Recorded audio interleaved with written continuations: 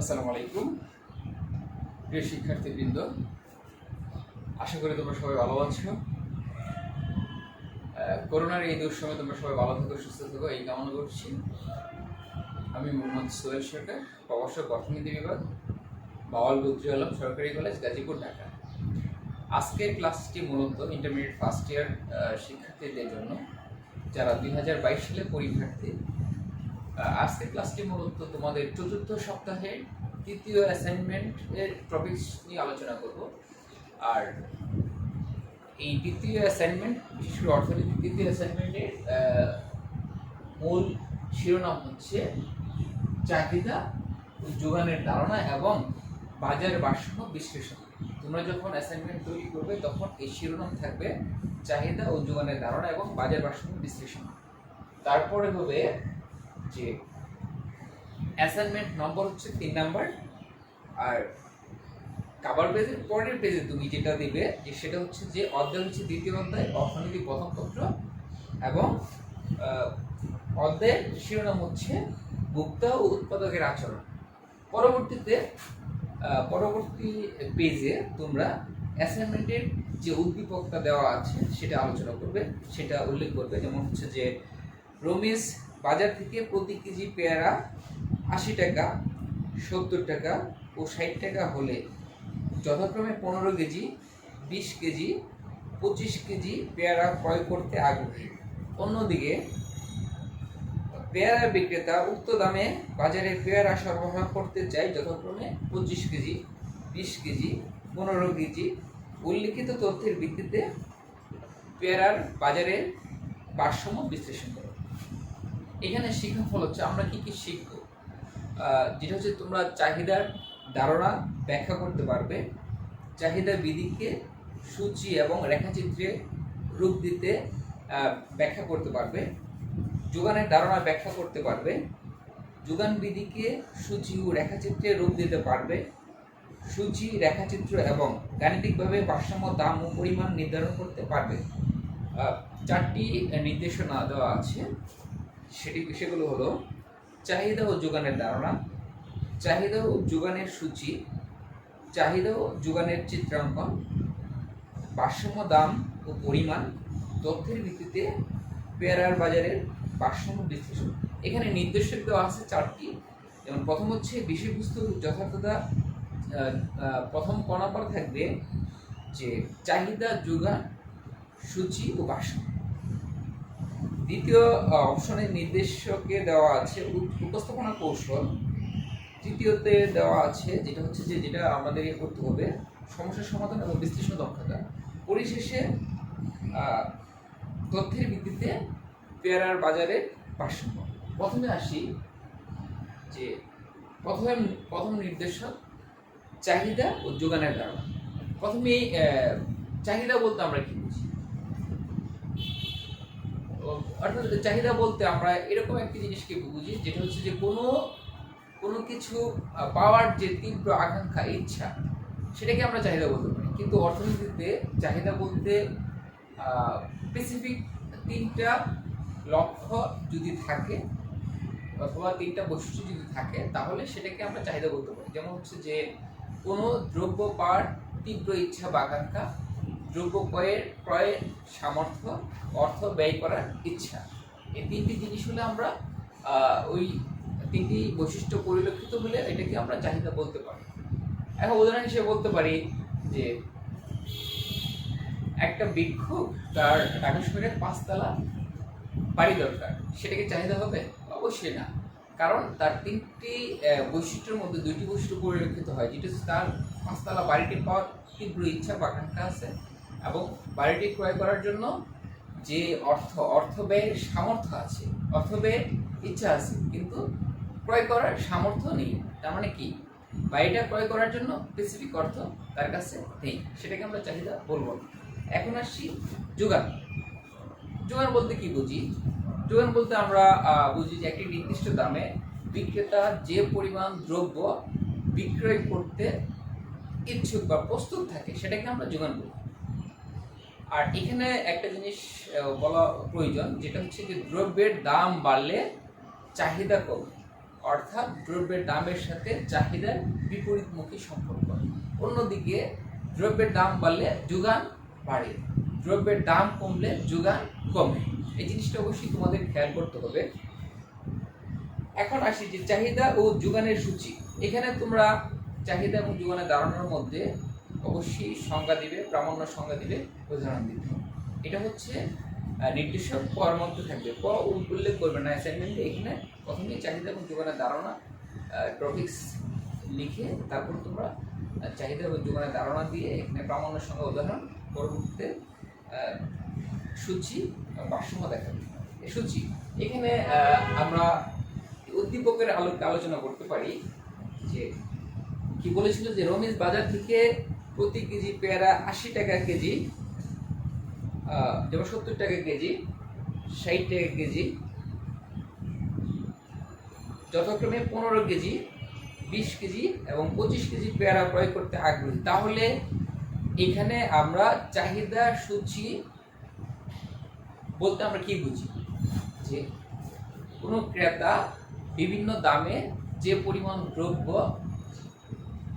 ক্রয় করতে ইচ্ছুক সেটাকে আমরা উক্ত তালিকাকে আমরা চাহিদা সূচি বলতে পারি। যেমন হচ্ছে যে এখানে রমেশ এটাই ধরি যে 60 টাকা দামে সে 25 কেজি পেয়ারা ক্রয় করতে আগ্রহী, আবার 70 টাকা দামে সে 20 টাকা পেয়ারা ক্রয় করতে আগ্রহী।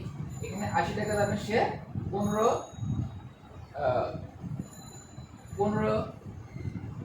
কেজি পেয়ারা ক্রয় করতে সে আগ্রহী।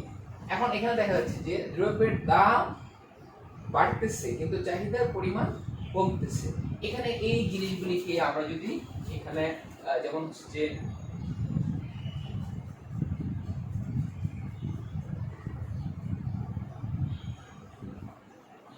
দ্রব্যের দাম পি এবং হচ্ছে চাহিদা পরিমাণ হচ্ছে ইউডি, তারপর হচ্ছে প্রাপ্ত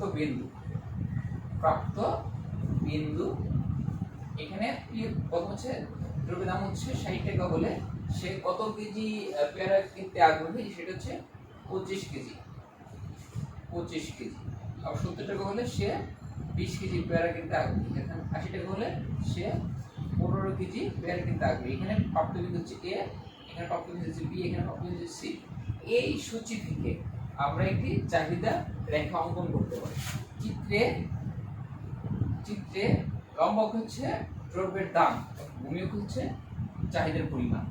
এখানে প্রাপ্ত সূচি থেকে আমরা একটি চিত্র অঙ্কন করতে পারি। এটা হচ্ছে 60 টাকা, এখানে 70 টাকা, 80 টাকা, আর এখানে হচ্ছে 15 একক, এটা হচ্ছে 20 একক, এটা হচ্ছে 25 একক।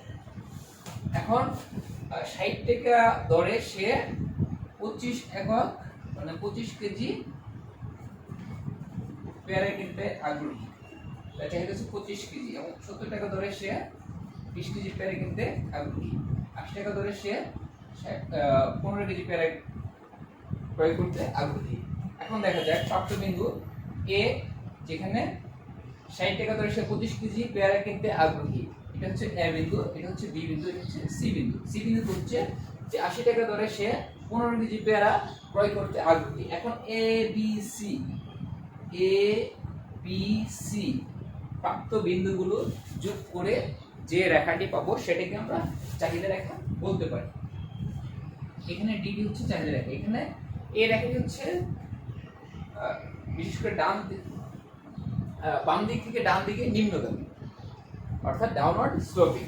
এখানে এই বাম দিক থেকে ডান দিকে নিম্নগামী কারণ হচ্ছে দ্রব্যের দামের সাথে চাহিদার বিপরীতমুখী সম্পর্ক। দ্রব্যের দাম বাড়লে চাহিদা কমে এবং দাম কমলে চাহিদা বাড়ে। এখন আসি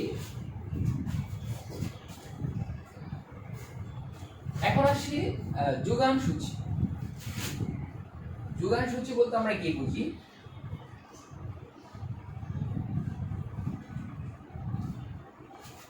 যোগান সূচি বলতে বুঝি যে নির্দিষ্ট দামে অথবা ভিন্ন ভিন্ন দামে বিক্রেতা যে পরিমাণ দ্রব্য বিক্রয় করতে ইচ্ছুক বা প্রস্তুত থাকে সেটাকে আমরা, সেই তালিকাকে আমরা যোগান সূচি বলতে পারি। এখানে দেখা যাক যে আমরা দেখেছি যে উদ্দীপকে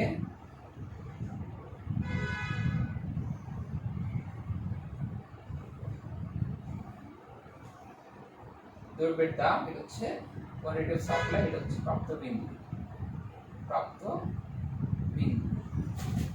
দেখা যাক দ্রব্যের দাম 60 টাকা ধরে সে 15 কেজি পেয়ারা বিক্রি করতে ইচ্ছুক, এটা প্রাপ্ত বিন্দু হচ্ছে এ। এবং 70 টাকা দামে সে 20 কেজি পেয়ারা বিক্রি করতে ইচ্ছুক, এটা প্রাপ্ত বিন্দু হচ্ছে বি। এবং 80 টাকা দামে সে 25 কেজি পেয়ারা বিক্রয় করতে ইচ্ছুক, এটা প্রাপ্ত বিন্দু হচ্ছে সি। অর্থাৎ এখানে দেখা যাচ্ছে দ্রব্যের দাম বাড়ার সাথে সাথে তার যোগানের পরিমাণও বৃদ্ধি পাচ্ছে। অর্থাৎ দ্রব্যের দামের সাথে যোগানের পরিমাণ, দ্রব্যের দামের সাথে যোগানের সমমুখী সম্পর্ক, অর্থাৎ ধনাত্মক সম্পর্ক। দ্রব্যের দাম বাড়লে যোগান বাড়বে, দাম কমলে যোগান কমবে। এখানে এই সূচি থেকে আমরা একটি যোগান রেখা অঙ্কন করতে পারি। এটা হচ্ছে যে চিত্রে লম্বক হচ্ছে দ্রব্যের দাম এবং ভূমিক হচ্ছে দ্রব্যের যোগান। এই সূচি থেকে প্রাপ্ত তথ্যের আলোকে আমরা একটি যোগান রেখা অঙ্কন করতে পারি।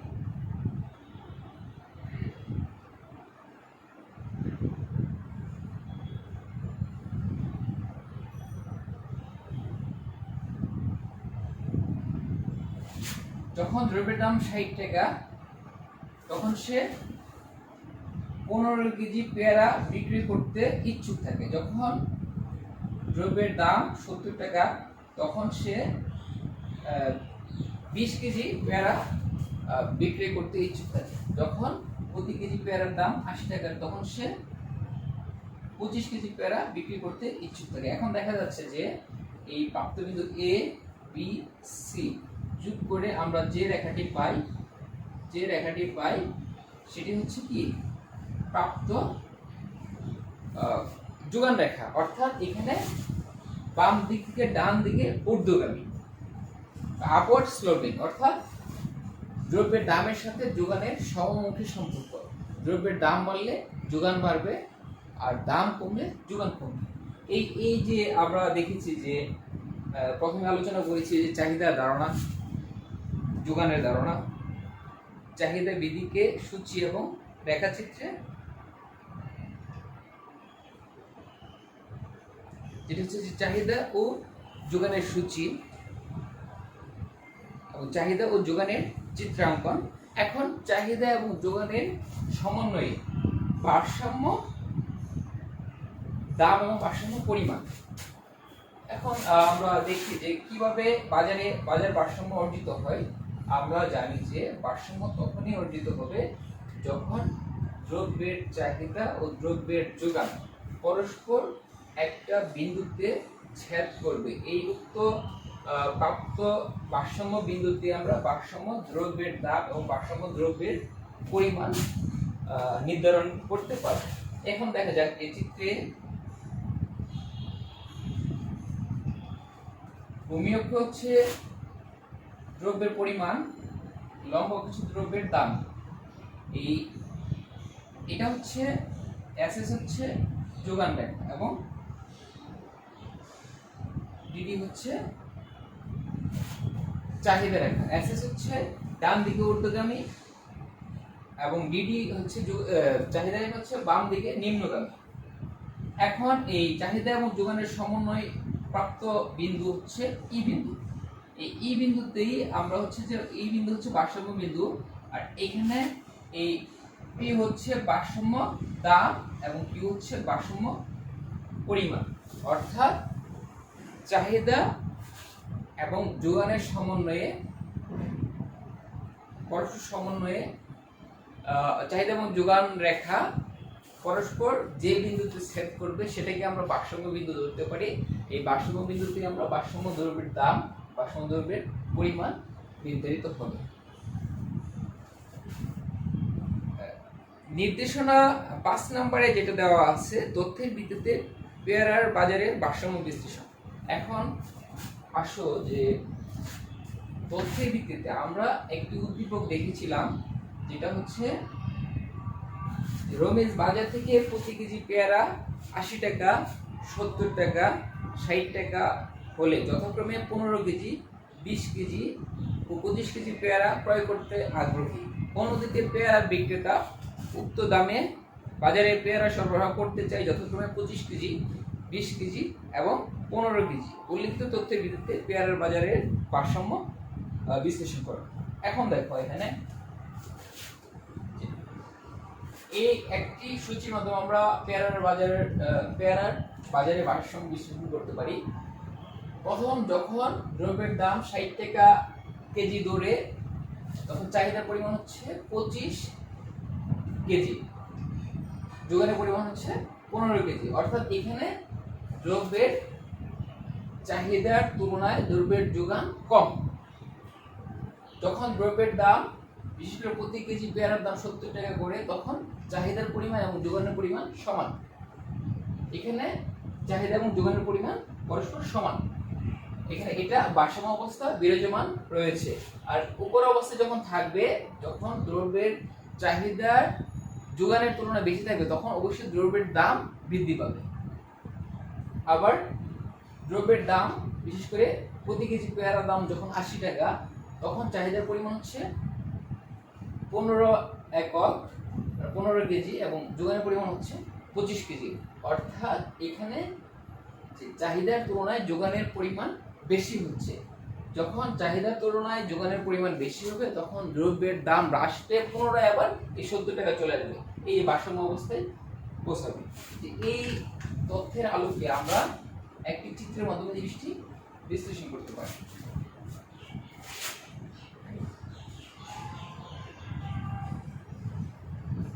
চিত্রে লম্ব হচ্ছে দ্রব্যের দাম এবং গুণ হচ্ছে দ্রব্যের পরিমাণ। এখানে বিশেষ করে এই উপরের সূচির আলোকে আমরা পাই 60 টাকা, 70 টাকা এবং 80 টাকা। আর এখানে হচ্ছে 15 একক, 20 একক এবং হচ্ছে 25 একক। এখানে দ্রব্যের দাম, প্রথম হচ্ছে চাহিদা রেখা অঙ্কন করবো, যেখানে হচ্ছে যে দ্রব্যের দাম 20 টাকা হলে চাহিদা হচ্ছে 25 টাকা। দ্রব্যের দাম 70 টাকা কেজি হলে চাহিদার পরিমাণ হচ্ছে 20 টাকা হলে চাহিদার পরিমাণ হচ্ছে 15 টাকা।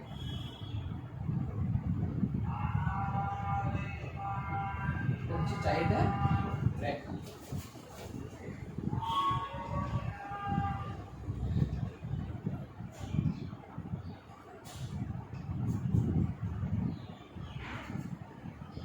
এটা হচ্ছে যোগান রেখা।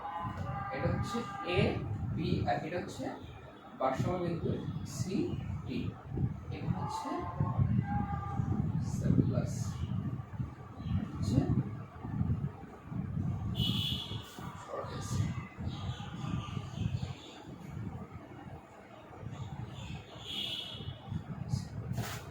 এটা হচ্ছে ভারসাম্য দাম বি, হচ্ছে ভারসাম্য দ্রব্যের পরিমাণ বুস্টার। এখানে হচ্ছে q d equal to q S.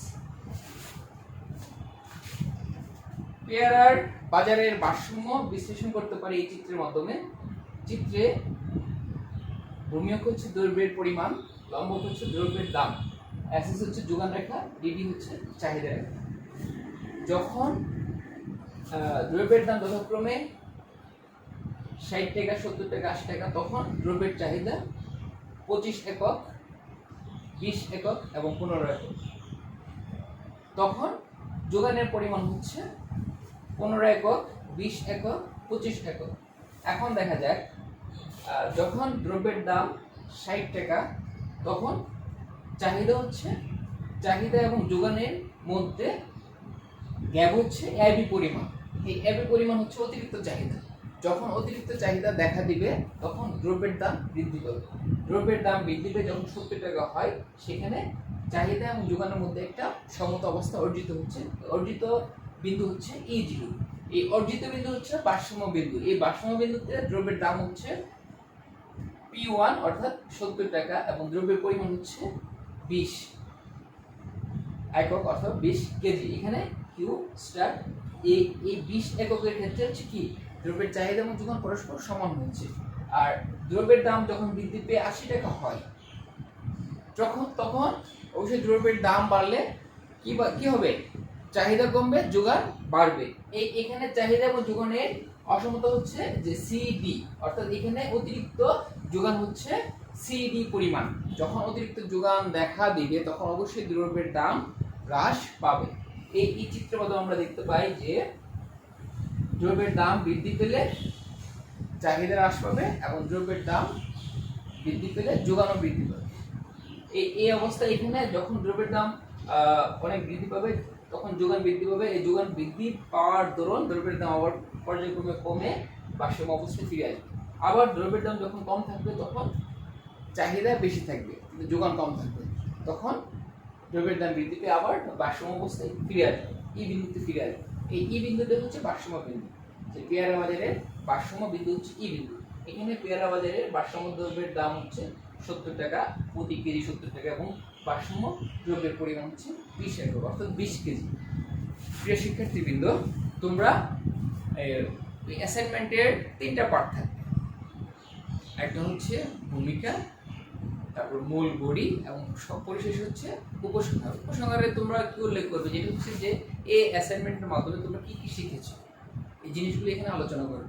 প্রথমে হচ্ছে যে কভার পেজে অ্যাসাইনমেন্টের শিরোনাম, যেটা হচ্ছে চাহিদা ও যোগানের ধারণা এবং বাজার ভারসাম্য বিশ্লেষণ।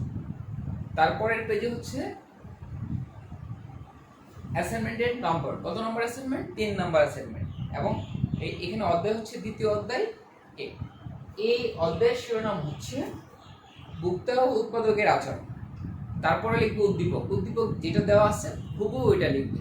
তারপরের পেজ থেকে শুরু করবে অ্যাসাইনমেন্ট, কিন্তু কোনো ক, খ, গ, গ এগুলো দেওয়া যাবে। যে প্রত্যেকটাই হচ্ছে কি, যেমন এক কর নির্দেশকে কি দেওয়া আছে, কর নির্দেশকে দেওয়া আছে যে চাহিদা, যোগান, সূচি ও ভারসাম্য। এই পর্যায়ক্রমে কর নির্দেশকের এই 4টা জিনিস এখানে উল্লেখ করবে। তার পরবর্তীতে দেওয়া আছে যে উপস্থাপনা কৌশল, যেটা হচ্ছে যে চাহিদা ও যোগানের চিত্রাঙ্কন। এই জিনিসটা আলাদা আলোচনা করবে। তারপর হচ্ছে সমস্যা সমাধান, যে বাজার ভারসাম্য দাম ও ভারসাম্য পরিমাণ কিভাবে নির্ধারণ করবে, কিভাবে নির্ধারিত হয়, এই জিনিসটা আলোচনা করবে। পরিশেষে হচ্ছে তথ্যের ভিত্তিতে পেয়ারার